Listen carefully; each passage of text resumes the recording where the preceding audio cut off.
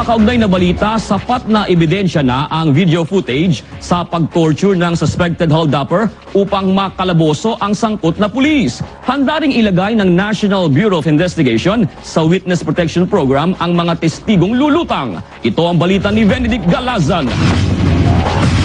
Hindi kailangan lumantad ng testigo sa kontrobersyal na pag-torture sa isang pinaghihinalaang holdupper sa loob mismo ng Asuncion Police Station sa Tondo, Maynila.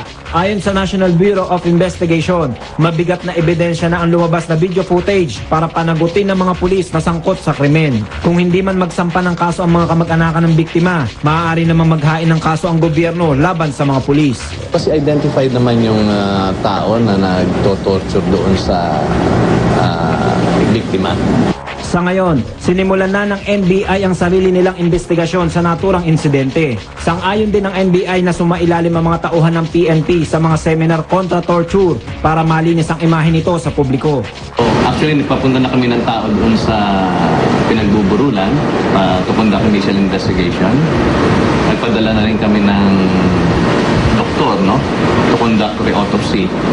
Kung sakaling may lumutang na testigo, mas mapapabilis ang investigasyon sa kaso at handa namang ilagay ito sa Witness Protection Program.